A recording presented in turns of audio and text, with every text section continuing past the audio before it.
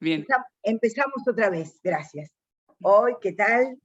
Clase 1B del 14, ahora se está grabando, ¿no? Sí, de la clase 1B, gracias, de la clase 1B del 14 de marzo del 2022, de Salud Mental, la Escuela Superior de Medicina de la Universidad Nacional de Magallanes. Bueno, este teórico 1B habla de clínica, las diferencias, empezar a plantear la clínica psiquiátrica y la clínica psicoanalítica. ¿Por qué está planteado así clínica psiquiátrica y clínica psicoanalítica? Porque como bien dice Paul Bergerie, hay dos grandes situaciones, dos grandes movimientos que han dado cuenta de lo que es el padecer psíquico y tienen una fuerte nosología, quiere decir una clasificación de ciertos cuadros que puede presentar el paciente. Esto sería la nosología, y la nosografía es la clasificación que permiten operar en lo real.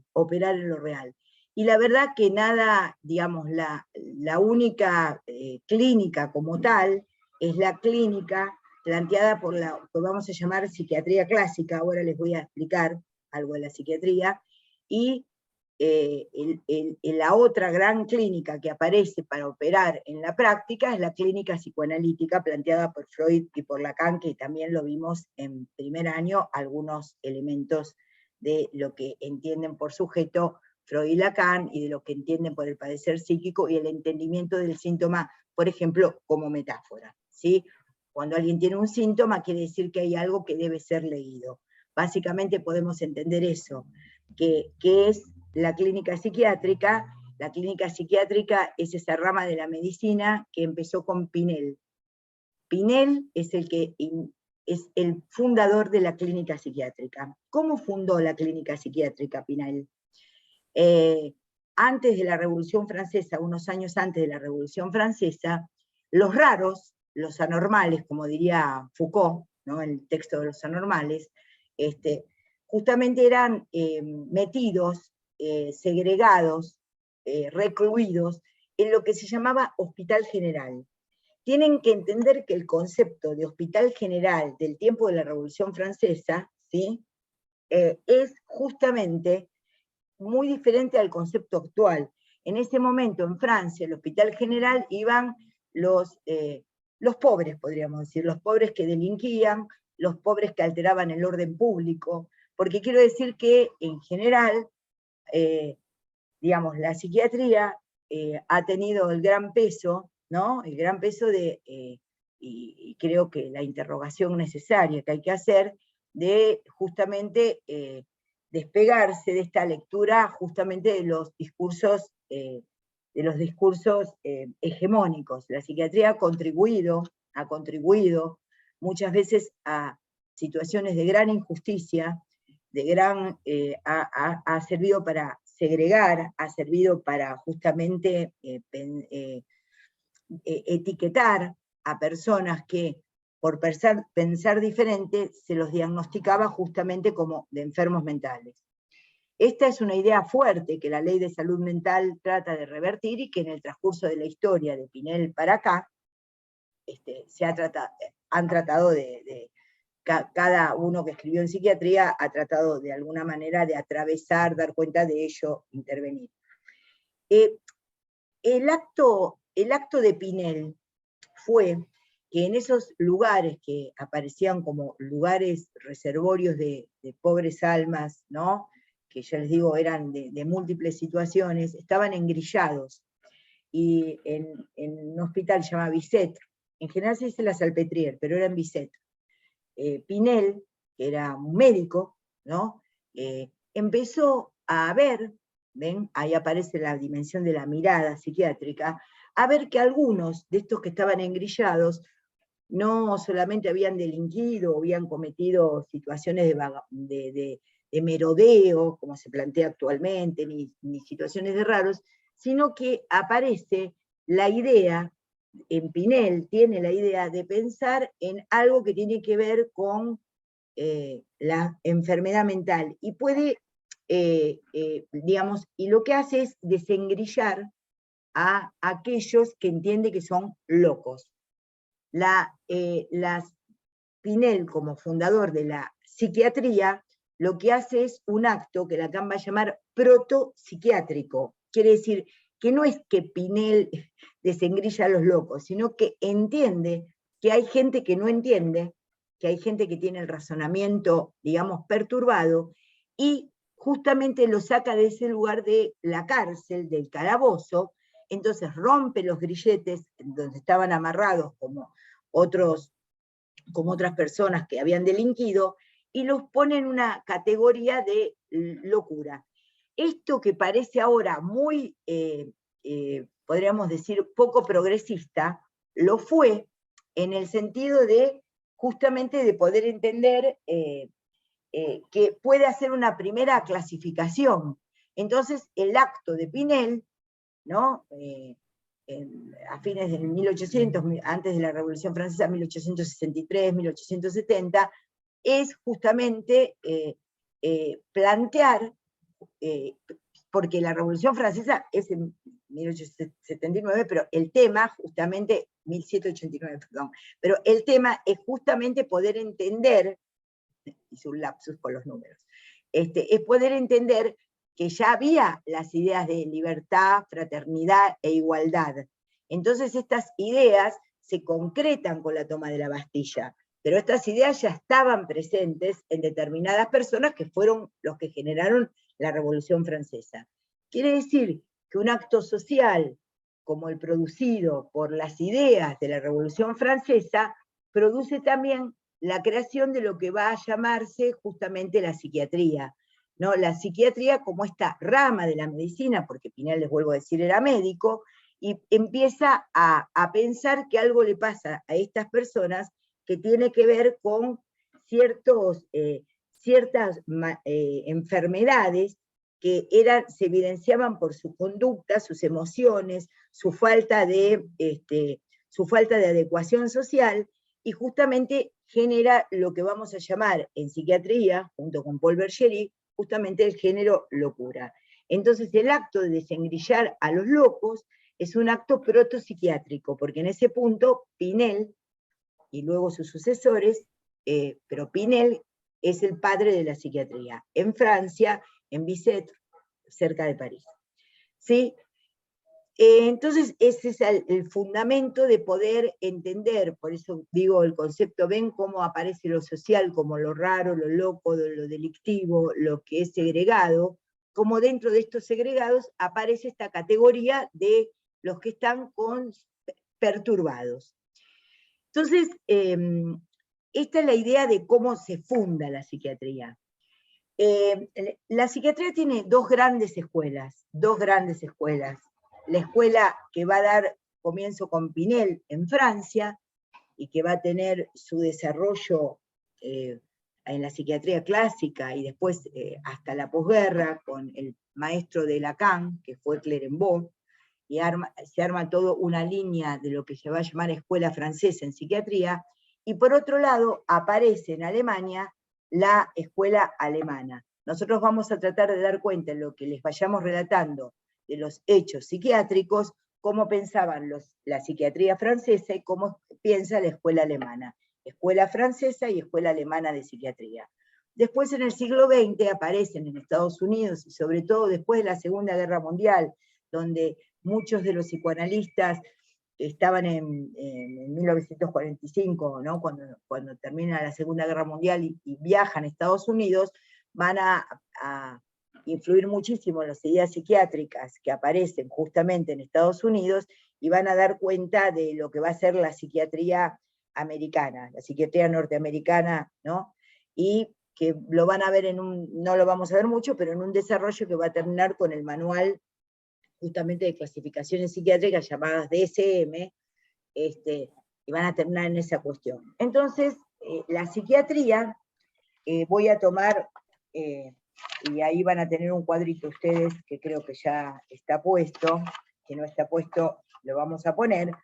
Justamente, este psiquiatra y psicoanalista francés que se llama Paul Bergerie, que escribe yo lo estudiaba cuando era joven, es un tipo que sigue escribiendo, un tipo maravilloso, escribe este libro, que antes le mostré, que creo que no se ve bien, por el contraluz, ¿no? Que se llama Los fundamentos de la clínica, ¿ven? Bueno, ahí se ve, creo, ¿no? Los fundamentos de la clínica, en donde justamente hace un hermoso trabajo, es su tesis de doctorado en medicina, en donde toma las ideas psiquiátricas una por una, y le da desde la lectura de la clínica psicoanalítica, le da una organización en este libro maravilloso, pero que, bueno, consta de bastantes páginas, así que es un libro que nosotros leemos y siempre repasamos y siempre aprendemos de este libro, pero bueno, que tiene 220 páginas. Obviamente, yo no voy a pretender que ustedes hagan una historia de las ideas psiquiátricas, pero sí marcarle ciertos hitos de las historias, de las ideas psiquiátricas que a ustedes les permita actuar hoy, ¿sí?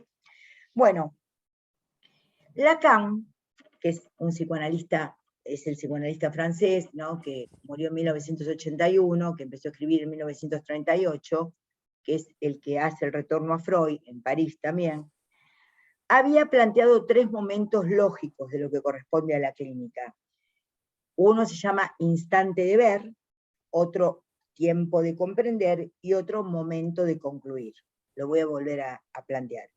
Lacan piensa el instante de ver, piensen en ustedes y los pacientes, instante de ver, tiempo de comprender y momento de concluir.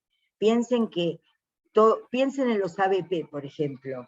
Ustedes leen hasta el momento, han leído los ABP, entonces, pero que eso es como la ficción que se arma en un ABP, permite justamente que ustedes puedan entrar en situación, y es como si vieran, a partir de ese relato planteado, vieran al paciente, vieran al consultante.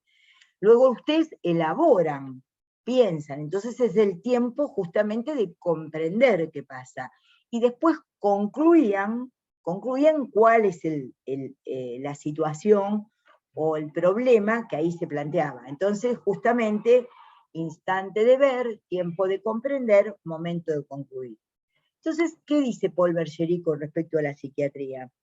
Que la psiquiatría, para el instante de ver, se ha planteado el objetivo de describir exhaustivamente la descripción de lo que pasaba. Los psiquiatras clásicos, los psiquiatras que sucedieron a Pinel, tanto en la escuela alemana como en la escuela francesa, lo que hacían es una gran descripción, eran grandes semiólogos de cómo aparecía lo que era raro o anormal. Entonces, justamente veían, ¿no? Hay todo un trabajo de la clínica de la mirada, planteado desde Foucault, ¿no? En la arqueología de los conceptos y lo que es la mirada médica. Entonces ahí veían, miraban, anotaban, tomaban notas de cómo ese describir exhaustivamente. En este tiempo de comprender, que también es el tiempo lógico de comprender, la psiquiatría plantea analizar objetivamente. ¿Ven? Acá aparece una diferencia entre donde la psiquiatría, como una rama de la medicina, intenta cierto grado de objetividad, en donde lo que ve lo analiza objetivamente. Vamos a ir viendo en el transcurso de la cátedra, de esta cuatrimestre, ¿no? Cómo se ven las ideas, cómo se ven los afectos, vamos a ir comprendiendo cómo se van armando los diferentes síndromes, qué es lo que aparece, y eso va a ser una comprensión, por ejemplo, de lo que es un paciente confuso, de lo que es la atención, de lo que son las diferentes funciones psíquicas, que nos van a ir dando cuenta de este tiempo de comprender. Y en este momento de concluir, planteado por Lacan, Paul Bergerie lo toma como que el intento de la psiquiatría es clasificar racionalmente, ¿no? Entonces, bueno, creo que ahí no se ve, ahí está, ven que acá aparece el Lacan instante de ver, tiempo de comprender, momento de concluir. Esto es para el psicoanálisis Lacan. Y Bergerie lo que plantea es que para la psiquiatría, el instante de ver es describir exhaustivamente, analizar objetivamente y clasificar racionalmente. Ese ha sido como el objetivo de ambas escuelas psiquiátricas.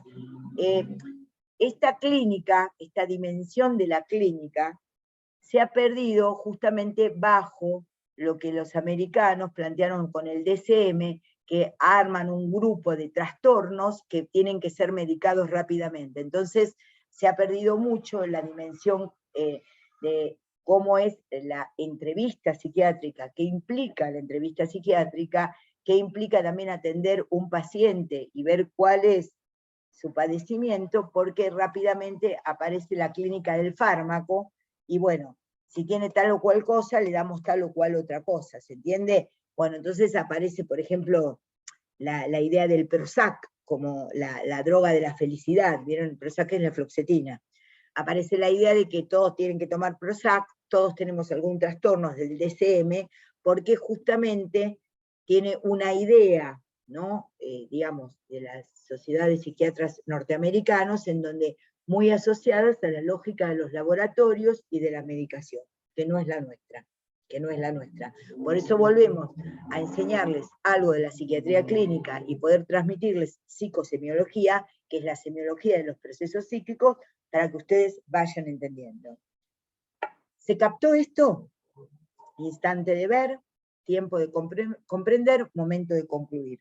Describir exhaustivamente, analizar objetivamente y clasificar racionalmente, ¿sí? Ven que cuando dice clasificar racionalmente, ahí tienen el campo de la nosografía. Van a ver, el campo de la nosografía es muy complejo en psiquiatría, porque cada momento y cada escuela psiquiátrica desarrolló su nosografía. Nosotros les vamos a dar grandes núcleos de lo que se entiende en psiquiatría, los grandes anudamientos, las grandes ideas psiquiátricas, para que ustedes puedan operar hoy y puedan entender hoy qué le pasa al paciente que están viendo como médicos generalistas. Entonces, habíamos pensado, Pinel como fundador, veníamos diciendo, Pinel como fundador de lo que se va a llamar psiquiatría. Y justamente Pinel, como fundador de lo que va a llamar psiquiatría, va a hablar del género locura. Jacques Pinel hace una primera nosografía. Pinel hace una primera nosografía en donde plantea la manía, la melancolía, la demencia y las idiosias. Esa es la primera nosografía psiquiátrica. Melancolía, vamos a hablar después de los afectos, digamos, de lo que es el paciente con una timia displacentera, una hipertimia displacentera en el sentido de la angustia, la ansiedad, el autorreproche, la inhibición psicomotriz, justamente que van a dar cuenta de lo que es la melancolía, la manía, que es lo opuesto.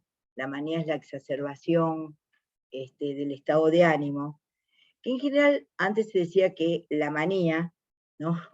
La manía era un estado placentero, después eso se corrigió y se planteó justamente que la manía como un estado de exaltación, con ideas delirantes, que puede acontecer en un cuadro tóxico o en un cuadro cerebral, pero también en determinados síndromes delirantes, no es placentero para el paciente para nada, aunque el estado de ánimo esté exaltado. Después tienen el campo para Pinel de las demencias, digamos, de que justamente la demencia, acá aparece una palabra nueva, porque por ahí demencia está asociada a locura y a psicosis, pero ustedes gracias a esta materia y mediante lo que nosotros les enseñemos, tienen que entender que la demencia es la pérdida justamente de las funciones psíquicas progresiva, crónica, y justamente de alguna manera irreversible. Esa es una definición de demencia. Entonces, pérdida del campo cognitivo progresivo, crónico e irreversible. Esto es muy importante, esto que les estoy diciendo de la demencia, porque van a ver que va a dar cabida a las siguientes ideas psiquiátricas que vamos a tomar. Pero fíjense cómo Pinel, ya en la primera, en la fundación de la psiquiatría, describe estas cuatro entidades nosográficas. A partir de lo que ustedes han visto en películas o en canciones, o ustedes han escuchado como relato de alguna persona, levantaron la mano. Melancolía, manía, demencia e idiosia, como justamente lo que sería el campo de las idiosias, que es el campo de la disminución, la insuficiencia de las funciones psíquicas. Los que se plantea después como idiosia es las idiosias primarias y secundarias, tiene que ver con los que son los débiles mentales, ¿sí? Podrían, no, de nada, Micaela. ¿Se acuerdan de alguna película que ustedes hayan visto en donde podríamos decir o alguna situación en donde ustedes puedan plantear algo en estas primeras palabras?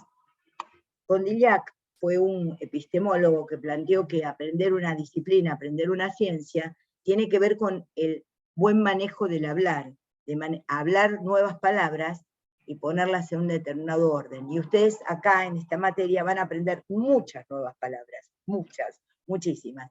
¿Podríamos asociar esta primer clínica de la Revolución Francesa, del fundador de la psiquiatría Pinel, con alguna situación actual? ¿De alguna película, de algún cuadro, de alguna situación que les hayan relatado? ¿A alguno se le ocurre? Por ejemplo, alguna película donde hayan visto un cuadro de exaltación, alguna serie de Netflix, en donde ustedes puedan ver Donnie Darko. A ver, explícalo un poquito, María, no lo tengo. Acá empieza a aparecer, a ver, decime algo más. Esa no la vi, o no sé de qué se trata. Bueno, a ver, ¿vieron Atrapados sin salida? ¿Y qué vieron? Digamos, en cada película que ustedes ven, un psiquiatra es una película en la que un chico empieza a tener alucinaciones, básicamente en resumen. Ahí está. Bueno, muy bien, la voy a ver. Alucinaciones, sí, a veces uno cuando escribe rápido, alucinaciones. Perfecto. Ajá, muy bien. Bueno, eso, muy bien. Todavía, miren ustedes qué interesante, todavía en esto de Pinel, que aparece manía, melancolía, demencia y e idiosia, no aparece como la idea, ¿dónde estará la alucinación acá? Porque bueno, de la idea de la demencia, digamos, del achatamiento de las funciones psíquicas, de esta entrada en un embotamiento irreversible y crónico de los estados psíquicos, va a haber un psiquiatra que, así como vamos a situar a Pinel, ahora vamos a situar otro gran psiquiatra al que vamos a referirnos mucho, que es Kraepelin, 1900, en Alemania.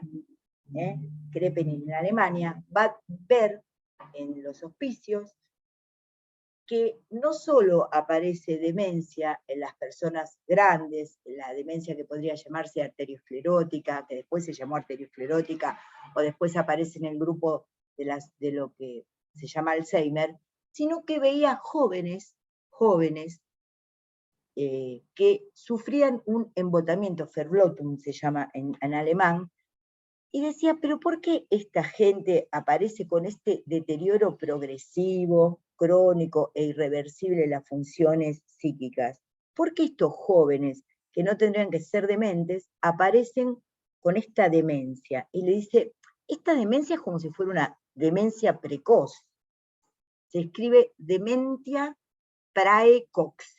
Y nosotros decimos demencia precoz. De la idea de Pinel, Kraepelin en 1900 describe la demencia precoz. La demencia precoz es el primer nombre de la esquizofrenia. Quiere decir que Kraepelin empezó a plantear en 1900 en Alemania la idea de la demencia precoz como este embotamiento, porque ¿qué era lo que veía en los hospicios?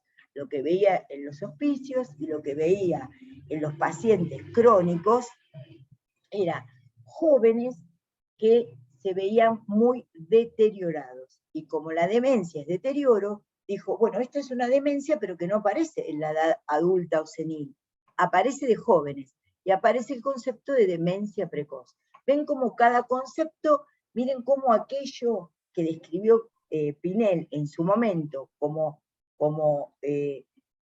digamos, embotamiento, se llama, así lo describe Pinel, por eso digo embotamiento, como embotamiento, pérdida de las funciones psíquicas, es tomado por otro psiquiatra y unos años después, justamente, aparece Kraepelin, fundando lo que es la psiquiatría clínica clásica, diciendo esto es demencia precoz.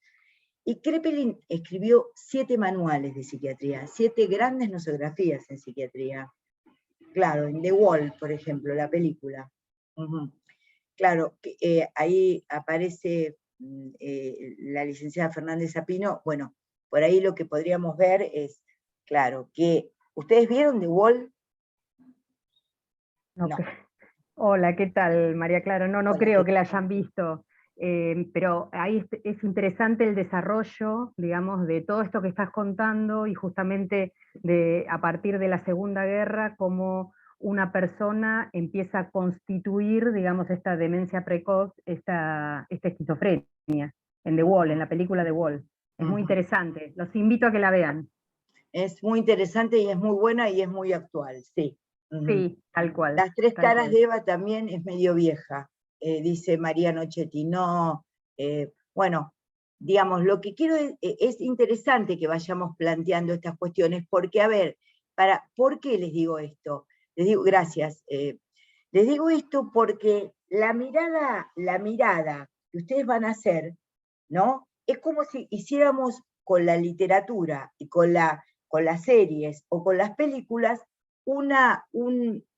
digamos, un laboratorio de habilidades clínicas. Vamos a aprender a leer con lo que aparece en la actualidad, ¿se entiende? Por ejemplo, esto que están planteando es muy interesante, y ustedes vean cómo lo que aparece como demencia, como lo que aparece en deterioro, después es visto como otra cuestión ya por Kraepelin. Nombramos Kraepelin, ¿sí? Nombramos Kraepelin como creador del concepto de demencia precoz. La demencia precoz es el primer nombre que va a tener lo que llamamos esquizofrenia. La esquizofrenia fue escrita por Bleuler en 1911 en un libro en donde él decidió que había muchas demencias precoces justamente se planteaban en esto de esquizo, que es dividir, y frenia es mente. Entonces, Bleuler acuña en 1911 el concepto de lo que es esquizofrenia. Ven, ahí tienen 3 hitos de lo que podríamos plantear: Pinel, Kraepelin, Bleuler, ¿sí? Pinel, ¿les va quedando como establecido esta cuestión? ¿Sí? Sí, profe. Bueno, y aparte, todavía no dimos esquizofrenia, pero le estoy planteando como cierta articulación histórica para esto. Justamente Kraepelin es contemporáneo a Freud. Freud toma la nosografía de Kraepelin, para entender estudio. Freud era médico neurólogo, pero lee a Kraepelin, ¿sí? Y justamente hace sus trabajos hablando justamente tomando el concepto de demencia precoz de Kraepelin en su texto sobre la psicosis, que se llama, que es el caso del doctor Schreiber, ¿sí? Que trabaja Freud para el concepto de psicosis. El caso clínico sobre psicosis, que trabaja Freud en sus obras. Que también, si lo fuéramos a leer, son otras 100 páginas, pero bueno, lo vamos ampliando. Entonces, ¿ahí qué aparece? Aparece una división entre lo que sería la clínica psiquiátrica y lo que sería la clínica psicoanalítica, en el sentido, por ejemplo, en este debate que podemos entender entre Kraepelin y Bleuler, y ahí justamente Freud, porque Bleuler se siente muy influido por un texto de Freud de 1905 que se llama justamente 3 ensayos y una teoría sexual, y Bleuler, que trabajaba con Jung en Suiza, justamente puede llegar a pensar la idea de cómo aparece la psicosexualidad, la sexualidad, en determinada etiología de la patología psiquiátrica. La influencia de la clínica psicoanalítica es muy grande sobre los últimos autores de la psiquiatría clásica. Es muy grande porque hubo un verdadero intercambio, no porque son lo mismo, sino porque eran posiciones disímiles que debatían el problema. ¿En qué podríamos decir que se diferencia la psiquiatría del psicoanálisis? Uno lo planteamos. La psiquiatría aparece como una rama de la medicina en donde desde un comienzo apareció como la causa orgánica, montado en el concepto de lo que era la neurología, ¿sí? Había planteaban los psiquiatras, cierto daño, digamos, que se producía, y ahí hay cómo se van yendo los estudiantes, se ve que está muy densa la cosa. Bueno, el tema es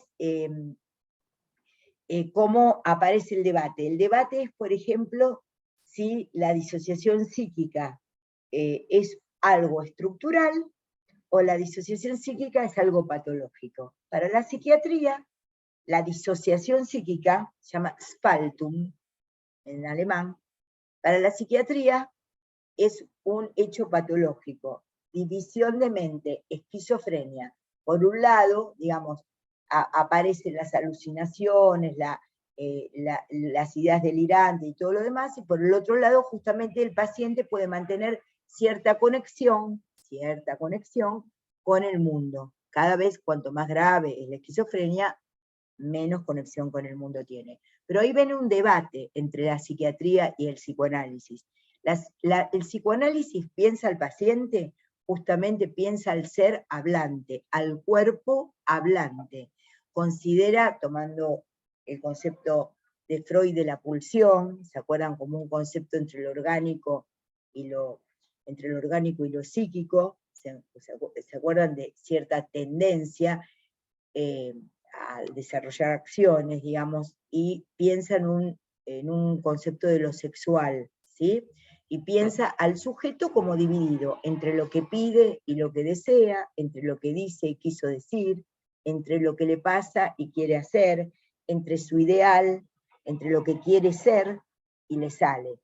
Entonces, la disociación en el psicoanálisis es tomado como estructural. Muy bien, Miranda dice el yo, el ello y el super yo. Es la segunda tópica, claro, muy bien, muy bien. La segunda tópica freudiana. ¿Y te acordás de la primera tópica? Profe, yo salgo de la clase porque tengo que estar a las 4 en el, no sé qué, en el INE. Muchas gracias. Bueno, chau, hasta luego. De Yanira. Ahí vi ese nombre rápidamente. Hay una cuestión.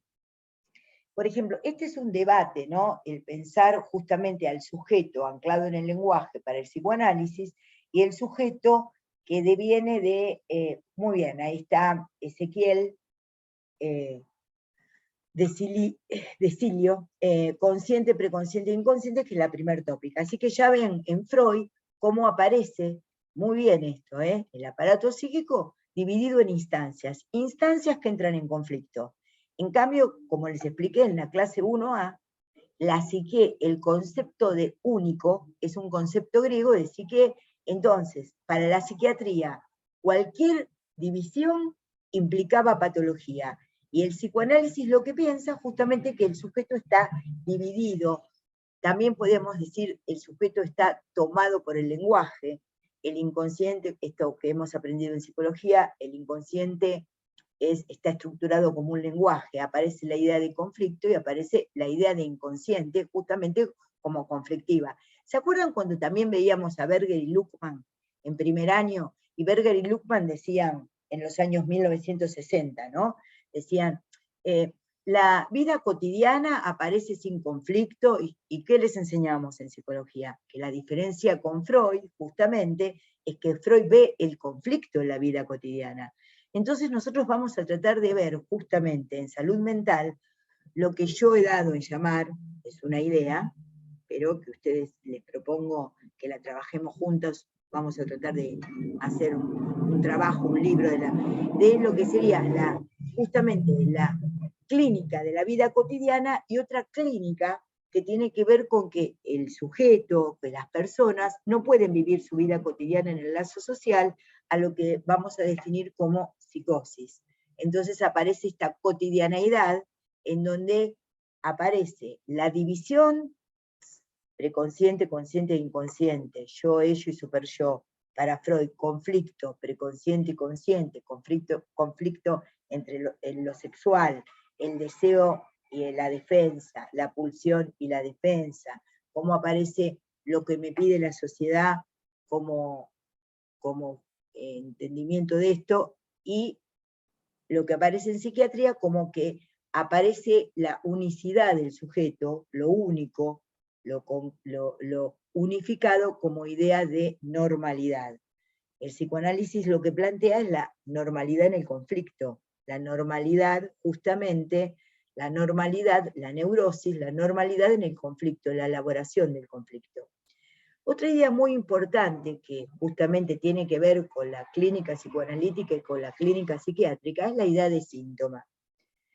Para la psiquiatría, por ejemplo, el delirio es una posición en la cual se ve la realidad de una determinada manera que rompe con el lazo social, digamos, vamos a estudiar los delirios como justamente una patología del pensamiento, ¿no? Y del razonamiento, en donde se lee la realidad de una manera diferente. Entonces se puede decir, soy el hijo de Napoleón, pero tampoco las ideas son siempre tan fantásticas. A veces que hay delirios, por ejemplo, me persiguen.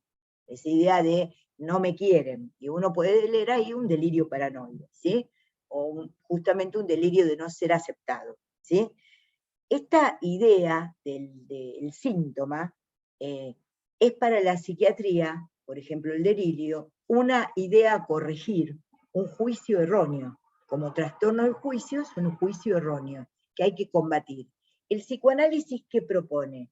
Propone hacer una interpretación. Me meten los cuernos, exactamente.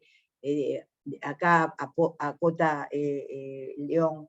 Habla, León, si querés, de esto. Claro, hay ideas delirantes, hay 4 ideas delirantes, una de ellas justamente es la celotípica, que es la que aparece frecuentemente, que es muy interesante de poder plantear. Me meten los cuernos, no me quieren. Uno podría decir, ¿y cómo verifico si el campo de no me quieren o me está haciendo infiel es porque yo lo vi por el teléfono, doctora? Yo vi por el teléfono que estaba hablando con otro. ¿Cómo se entiende? ¿Ven cómo un mismo fenómeno hay que plantearlo para el campo de lo que sería la clínica del lazo social, la clínica de la cotidianeidad con el lazo social, a lo que nosotros vamos a llamar neurosis, y la clínica de la ruptura del lazo social, que nosotros vamos a llamar delirante, psicosis? ¿Ven cómo se va planteando que un fenómeno tiene que ser visto y escuchado, comprendido y después llevar a la conclusión? Un mismo fenómeno puede corresponder a el campo de la neurosis o de la psicosis, pero es a partir de cierta lectura, de ciertos elementos que vamos a ir articulando, donde justamente aparece la cuestión de a qué campo corresponde, si el de la neurosis o la psicosis. El psicoanálisis justamente plantea este sujeto en donde podríamos decirlo de 2 maneras. La verdad toda no puede ser dicha, ¿no? Dice Lacan, la verdad toda no puede ser dicha porque no hay palabras para decir la verdad, porque es inefable, porque toca lo real. Por ejemplo, la gente cuando empieza a hablar dice, no me alcanzan las palabras para decir la emoción que en este momento siento por el premio que me están dando, por ejemplo. Bueno, a uno nunca le alcanzan las palabras, uno siempre está en déficit con respecto al campo de lo simbólico, que es el campo del lenguaje. Entonces uno trata de incorporarse al campo del lenguaje. Entonces, esta idea del psicoanálisis, de pensar una persona que está tomada, hecho un cuerpo, hecho también por las palabras, en la dimensión del cuerpo y del síntoma. ¿Cómo podemos entender el síntoma para la psiquiatría? Por ejemplo, casi les podría decir que la psiquiatría lo que trata es de regular y de bajar. Si está delirante, que no tenga delirio. Si está maníaco, tranquilizarlo. Si está melancólico, mejorarle la timia, mejorarle el afecto.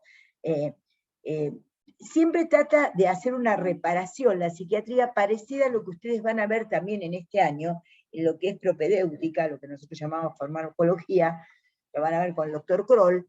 El movimiento, por ejemplo, si el paciente está hipoglucémico, se le da glucemia, se le da, glucosa.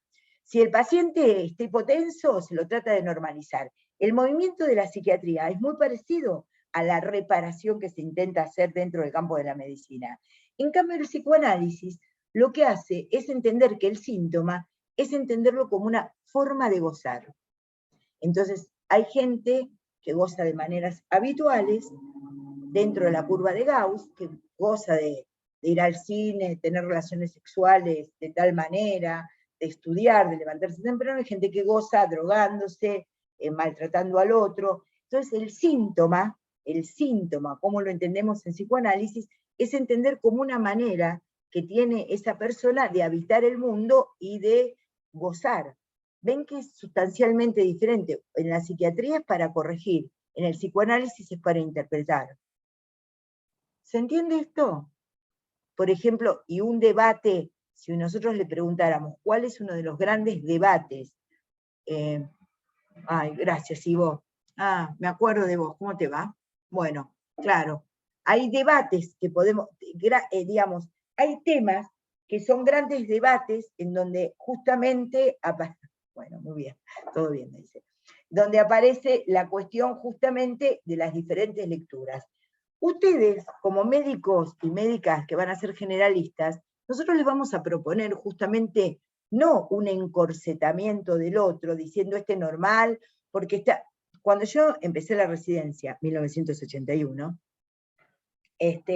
me acuerdo que tiene que ver con lo de salud mental que decíamos el año pasado, que el instructor que yo tuve en la residencia fue el doctor Jorge Velasco, nos decía, traten de no convertirse en mecánicos mentales, no sean mecánicos mentales, porque no es esa la idea de ustedes. La idea de ustedes es que ustedes tengan un amplio campo de entendimiento, por eso aparece la currícula innovada, para que ustedes tengan una idea de la persona, del consultante, del paciente, de la persona que está ahí, entendiéndola de distintos aspectos.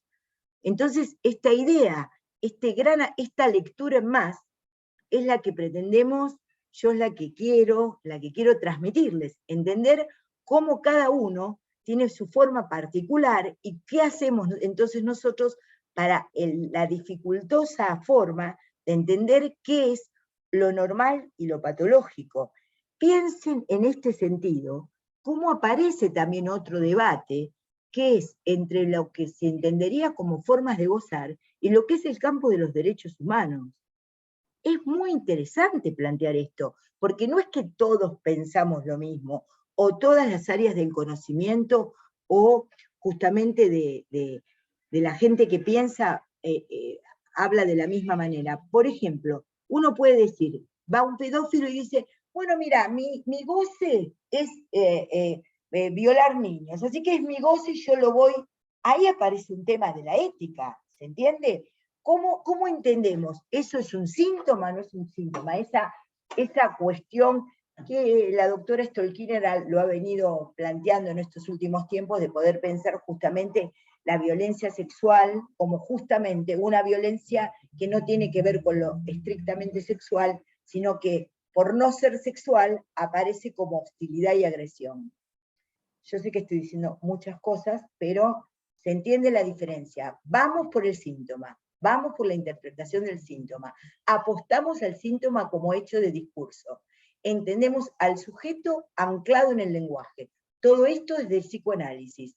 Y podemos releer las enormes y grandes ideas psiquiátricas a partir de esta lectura. Quiero decirles algo que dice Lacan. Lacan dice, una cita dice que, en realidad dice, del nombre del padre se puede prescindir a condición de haberse servido de él. Como el nombre del padre es un concepto lacaniano, que si quieren lo explicamos, que tiene que ver con el complejo de Edipo, pero yo les digo una cosa, de los conceptos se puede prescindir si uno los conoce. Uno puede prescindir de ciertas áreas de la psiquiatría y de la psicopatología si uno conoce eso. Antes de saber eso, no se puede prescindir de eso, porque eso es necedad y burrez. Si yo voy a tratar de entender qué pasa entre Rusia y Ucrania, voy a leer qué es el Pacto de Varsovia y qué es la OTAN, o cuándo se constituyeron, ¿se entiende? Como para instante de ver, tiempo de concluir, tiempo de comprender, momento de concluir. Cualquier fenómeno en la vida cotidiana nos implica poder decir desde qué campo referencial, desde qué campo operativo y desde qué campo de discurso nosotros estamos tomando eso. Entonces ahí aparece esta cuestión en donde, como clínicas organizadas como la descripción exhaustiva, el análisis objetivo y la clasificación racional, y con una propedéutica como una instancia de una práctica, aparecen la clínica psiquiátrica clásica y el psicoanálisis como tal. Y hemos visto algunas oposiciones que entre ellos se dan. ¿Quieren hacerme algún comentario? Yo, profe, tengo una consulta. Sí, ¿me puedes decir quién sos? A ver si te... Pará un segundo, estoy viendo el anclaje. Ahí estás. Hola, ¿cómo te va? ¿Cómo andás, Ivonne? Bien. Yo, o sea, entiendo que, digamos, usted mencionó, por ejemplo, el libro este de 3 ensayos para una teoría sexual, pero podría ser otro. O sea, a mí lo que me cuesta es, por ejemplo, incorporar los conceptos que ponía Freud, como por ejemplo en ese libro de aberraciones sexuales, fetichismos, y no incorporarlo de una manera que sea... de Krafft Ebing, y vos. Ah, bien. Para el concepto freudiano es perversiones, no aberraciones. Sí, dale. Bien, por poner un ejemplo, pero para incorporarlo de una manera que no sea patologizante. O sea, Claro. También con lo que decía usted de la pedofilia es un buen ejemplo. No sé Está muy bien. cómo se puede hacer eso. Mira, la sexualidad, justamente lo que descubre Freud, Ivo, es que mira, esto que traes viene genial para explicar esto. Fíjate vos, que desde la perspectiva psiquiátrica podemos decir, bueno, la norma es la normalidad, ¿viste? Entonces tendría que ser hetero, ¿me entendés? Tendría que ser hetero, bla, bla, bla, con práctica, vagina, pene, penetración, etcétera, etcétera. ¿Qué descubre Freud en los 3 ensayos? Descubre que el deseo normal tiene una base compartida con lo que hasta el momento se llamó las aberraciones. Entonces dice, el deseo sexual es siempre, el deseo como sexual, siempre tiene una, para que así seguimos charlando, el deseo sexual tiene, a ver, anclaje, el deseo sexual siempre tiene una parte que es perversa, pero perversa ¿en qué sentido? En que antes se definía como la relación sexual normal, la que tendía a la procreación. Entonces es pene en vagina en una relación hetero. Entonces Freud dice, bueno, entonces ¿cómo incluiríamos los besos, el tocamiento, todas las formas de gozar? Entonces, es muy importante lo que vos decís. A ver si volver, este punto es como, Freud ¿qué hizo? Nos dijo, che, los anormales, nos parecemos a los anormales, no hay anormalidad, digamos, el sujeto neurótico tiene fantasías que tienen que ver con lo antes llamados aberraciones sexuales. Entonces eso que abrió el campo de la sexualidad, que después terminó siendo, pero ampliado justamente a lo que dio todo a las corrientes sexuales actuales, al feminismo, posfeminismo, a partir de los textos de Lacan, en donde que aparece como lo normal y lo patológico, es como que Freud hace una ruptura, toma Krafft-Ebing, como vos decís muy bien, las aberraciones sexuales, toma el libro de Krafft-Ebing y dice, y bueno, el fetichismo, vamos a tomar esto, por ejemplo, a ver, Ivo, si te sirve, el fetichismo, a ver, es gozar con un objeto. Y dice Freud, ¿y quién no goza con un objeto? ¿Quién no se calienta con unas botas de Ricky Sarkany? Bueno, lo podríamos decir ahora para el neoliberalismo. En ese gusto por el objeto que aparece neoliberal, en el sentido, aparece el fetichismo. Abril se ríe y dice, jajaja. Bueno, justamente todo el valor que nosotros le damos al objeto, ese valor, por ejemplo, es fetichista, pero ya fetichista en el sentido de la descripción, no de que fetichista sea normal. ¿Entendés, Ivo? Me expliqué, por ejemplo... Sí, totalmente. entender, por ejemplo, la homosexualidad. Hasta el DSM-3 o DSM-4, no me acuerdo, León, ayúdame, aparecía, el DSM-3 aparecía, gracias, León, aparecía la cuestión de la homosexualidad como una patología, ¿verdad? Después lo tuvieron que corregir, obviamente, lo tuvieron que corregir por la presión de los sectores gay, el colectivo LGTB de Estados Unidos, lo corrigieron por eso. Pero es muy interesante cómo la idea de cómo Freud va a tomar la psicopatología de la vida cotidiana es entender que no somos tan diferentes a aquellos, a los que de alguna manera, de lo que no, me está escribiendo gente que no sé, pero no me debe estar viendo por YouTube, si están ustedes, bueno, no entiendo, no sé. No sé cómo. Porque me escribe gente, los videos los ve gente de todos los lugares. Mañana el práctico es presencial, mañana no hay práctico. En esta semana no hay práctico en la escuela, no hay prácticos, no de esta materia, no hay prácticos, ¿sí? Se empieza la semana que viene. Pero está genial lo que vos decís, Ivo, porque justamente ahí uno podría decir, si uno lo ve desde el campo de los derechos humanos, yo te diría lo siguiente. ¿Qué práctica aparece como, digamos, legitimizada o no? Uno podría decir la práctica consensuada. La práctica consensuada. Si se viene a ver una persona, digamos, que te habla de que es una pareja abierta, que cada uno tiene relaciones sexuales, y eso es consensuado, ¿vos qué vas a ir a leer ahí? ¿Una patología? No. Digamos, ahora, si eso se hace con una violencia sobre otra persona, ahí tenemos toda otra cuestión a ver, a entender cómo se interviene, y sobre todo si esa persona, por ejemplo, es un niño, o una persona que no está en pleno uso de sus capacidades mentales, ¿se entiende? Y físicas, ¿no? Pero justamente el campo del deseo, está genial lo que decís. Por ejemplo, si alguien practica la homosexualidad, bueno, gracias, che, que lo entendieron. Gracias, Brian. Si alguien practica la homosexualidad, de la psiquiatría puede decir no, porque aparece, tiene que ser hétero, no sé qué, que esto, que lo otro, bla, bla, bla, regida por determinadas cuestiones, ¿sí? Pero si vos lo planteás en relación a el voyerismo, por ejemplo, voyerismo que es el goce de al ver. Imagínate con las redes sociales. Con las redes sociales estaríamos todos, pero en la lona, ¿o no? En la lona, en el sentido de que, a ver si publicó algo, y eso no es exhibicionismo, voyerismo.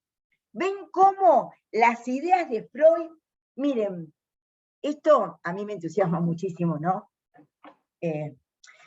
La idea de que cuando alguien descubre la estructura, esa estructura sirve para entender los fenómenos futuros. Cuando alguien escribe un clásico, entiende los fenómenos, porque nosotros esto de lo que se habla ahora del valor fetichista del mercado, ¿no? Del valor del objeto fetichista del mercado. Por ejemplo, la bota, cómo se tiene que ver, qué se tiene que comprar, dónde se tiene que vivir, cómo se tiene... Esto es un valor fetichista en el sentido de que el objeto, el fetiche, es un objeto que atrae mi tendencia, mi deseo. Y eso sirve justamente para entender muchas cosas de la actualidad, el voyerismo, exhibicionismo. A ver, si yo publico una foto que por ahí es de lo más amable con un niño, mi perrito, no sé qué, vieron que el niño, perrito, son fotos tradicionales del Facebook. Bueno, uno podría decir, bueno, ¿eso no es un exhibicionismo? ¿Y eso es patológico? No, profe, me van a decir, si eso entra dentro de la curva de Gauss. Ahí está justamente. La verdad que te agradezco muchísimo el comentario, la pregunta. No sé si a alguno se le ocurre. Ven, estos son los temas vistos de un lado. Por ahí, María Clara, me hace recordar a lo que vos hablaste en otro momento, que hablaste tal vez en psicología, que tiene que ver la diferencia entre la gente que escribe libros y los autores. Claro. La idea de trabajar autores es trabajar ideas que trascienden los tiempos y el momento.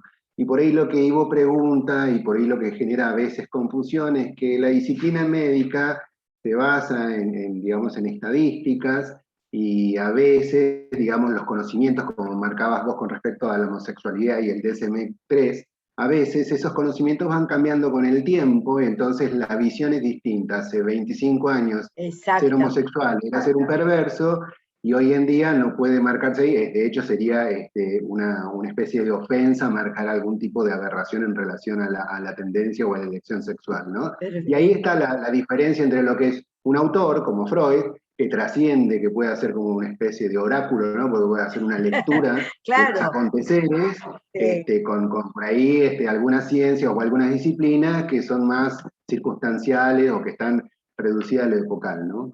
Gracias, muchas gracias. Mirá, León, me hace acordar justamente, ya lo dijiste, al sujeto epocal planteado, que es la subjetividad epocal planteada por Foucault.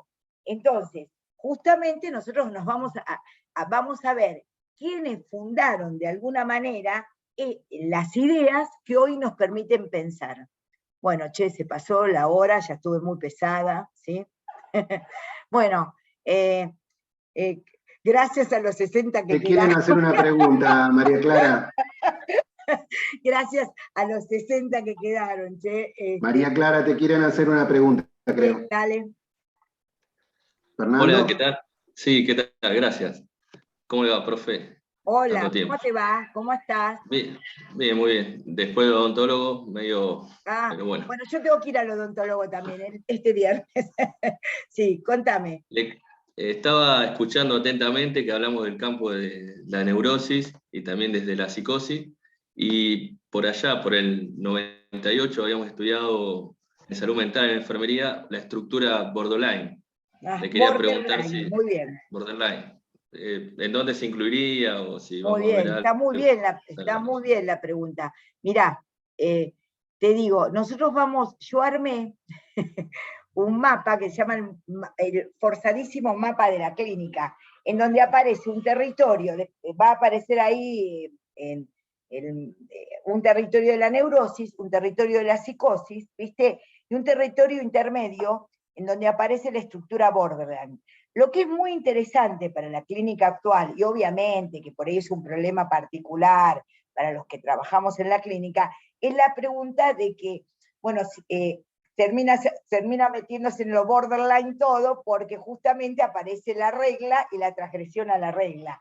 La estructura borderline es una estructura que comenzó la doctora Helen Deutsch, que es una exiliada, una médica, psiquiatra y psicoanalista alemana que se exilia en Estados Unidos después de la Segunda Guerra Mundial, discípula de Freud, y la doctora Helen Deutsch, con una genialidad magistral de los tiempos. Por eso les digo que hay ideas maravillosas, que uno dice, ¿cómo pudieron pensar eso? ¿Cómo? Describe lo que es la personalidad asif en inglés, como si. Entonces lo que aparece es el como si, como la estructura border, que no se, mira, yo lo puse en el forzadísimo mapa de la clínica como lo que se desestabiliza con mucha frecuencia o lo que se rigidiza para pensar las caracteropatías. Lo vamos a pensar por ahora como una tabla, voy a permitirme decir giratoria, que acá lo toma para otro tema, pero una tabla giratoria entre ambas estructuras. Pero ahí cabrían el conjunto de las adicciones para la clínica psicoanalítica, las adicciones, digamos,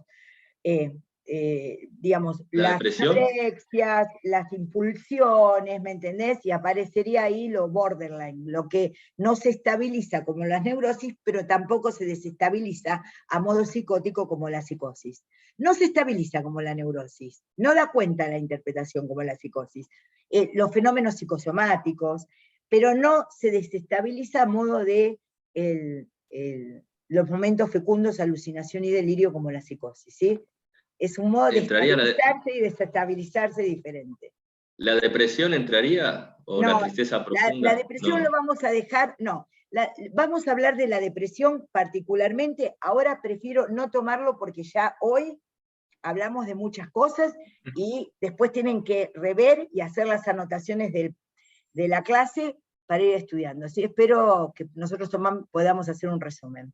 Bueno, pero la depresión, vamos a hablar de un tema de por qué se llama depresión y qué es lo que abre el campo de las depresiones. El campo de las depresiones en su máximo, sería la melancolía. Pero vamos a entender qué pasa con esto de la tristeza. Bueno, gracias por los comentarios, muchas gracias. Gracias por haber participado y quedarse hasta el final. Y disculpen por YouTube, voy a arreglar el software, ¿sí? Que les vaya muy bien. La próxima vamos a publicar en el campus quién lo hace presencial y quién lo hace por YouTube. Pero el tema es que vieron que las clases se llaman híbridas cuando son así, pero lo vamos a comentar. Bueno, muchas gracias, me alegro que les haya servido, y en la medida en que vayamos participando se van a poner más lindas las clases. Bueno, muchas gracias, un gran saludo, y gracias a mis compañeros de cátedra por sus intervenciones, y a ustedes estudiantes, a los que la verdad queremos mucho y queremos darles ideas para que puedan ejercer la medicina de la mejor manera posible. Es una hermosa, hermosa práctica, la medicina es una hermosa práctica, y queremos darles la mejor forma de que esta materia les sirva para entender cómo sufre la gente, cómo se puede intervenir ante el sufrimiento ajeno, cómo podemos hacer lecturas que no sean escotomizantes, de escotoma, cerrados, sino poder abrir la cabeza y la mirada ante esas cosas. Bueno, les mando un beso grande a todos, y a cada uno, y a cada una. Que les vaya muy bien, nos vemos conmigo el lunes que viene. Chao. Gracias. Chao, hasta luego, muchas gracias. Gracias.